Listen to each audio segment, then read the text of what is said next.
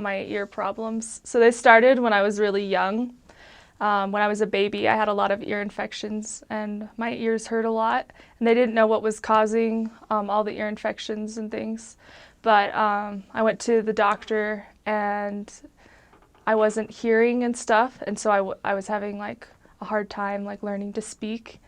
And so they were looking at my ears and they said that my eardrums weren't equalizing the pressure like they were supposed to. And so like they think that behind my eardrum it was like deformed. And they don't know if that was from the ear infections or if I was born that way. And so they said that I needed ear tubes, but they had to wait until I was a little older to get the ear tubes. And so I had to deal with those problems a little bit. And then I think when I was like 6 or 7, I like had my first ear surgery. So they just went and like made a little slit in my eardrum and they put a little tube in there to equalize the pressure in my ears. And so that helped to like me to be able to hear better and to be able to like not have as many problems. But ear tubes are temporary, and so they're not supposed to, they're supposed to fall out eventually and then your ears are supposed to get better. But mine, once the ear tubes fell out, they went back to having those same problems as they had before. And so every year or two I have to have those tubes put in. And so I just have that surgery done over and over again to get those ear tubes. And so that's kind of annoying, having to have that surgery over and over again. But like at least we do kind of have a sort of like solution to having like that I am able to hear when I have the ear tubes in. And so, but even with that, like my hearing still like kind of fluctuates and it's not always the same. And they did tell me like that my hearing's never going to be like a normal person just because of all like, I have a lot of scar tissue on my eardrum and just from all the surgeries that I have had on it. And like the bones behind my eardrum aren't in the best condition. They're kind of disintegrating. And so like, yeah, so I don't know. I just have to get my ears checked a lot just to see how they're doing and make sure they're doing okay. Are you going to have to do those surgeries for like the rest of your life?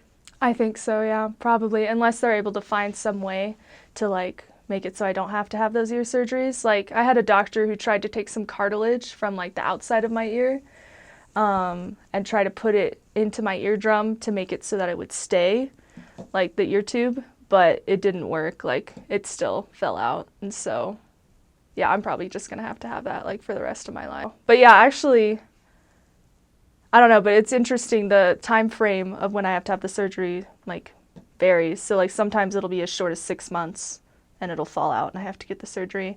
Or like I had the surgery right before my mission. And so it's been like a little longer than a year and a half now and I still haven't had to have the surgery. So it varies and depends on how my ears do. Because sometimes even with the tubes in, my ears will just like, they won't know why, but they'll have problems. Like for a while, I was having itching in my ear, like really, like it would itch really, really, really bad. And they were like, we don't know why it's itching. And like they couldn't stop it. It was like having a mosquito bite in my ear and I couldn't itch it because it's inside. And they were like, and then I did have a doctor that he thinks it's mold in my ear, like, but there's like nothing they can do about it. So just like, but like sometimes it's like worse than other times. Like right now I haven't had any itching really, but for a period of time, it was like, it would bother me all the time. And I was just like, oh my gosh, like please fix this because it itches so bad. It was really frustrating. So I don't know. I have like the problems with my ears vary and like, you know, the doctors have to kind of try to like figure it out. So.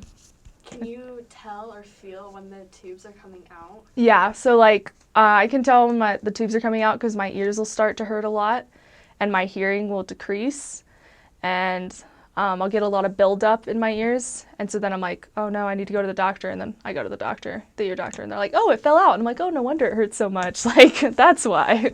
So yeah, so I can kind of tell when the ear tubes fall out and stuff. So yeah, and I have to go, even when they don't fall out, I need to go to the ear doctor like regularly so they can just clean out like gunk and stuff that get in there. Is it possible that someday you might lose your hearing altogether? I think that's very possible just because my hearing isn't very good right now. So I'm guessing as I get older, it'll get worse. Yeah. And I actually, when I was in first grade, I did have hearing aids. Like my hearing was bad enough that like, and nothing could help it. that I had hearing aids. And like there was a point even when I was like 16 where my hearing was bad enough even with the ear tubes, and they just didn't know what was causing it, that they were like, you might need to get hearing aids again. And I was like, no, I don't want hearing aids, like please no. And it got better. So I don't know, it's just like I never know what's going on with my ears. So yeah, I probably will lose my hearing at some point.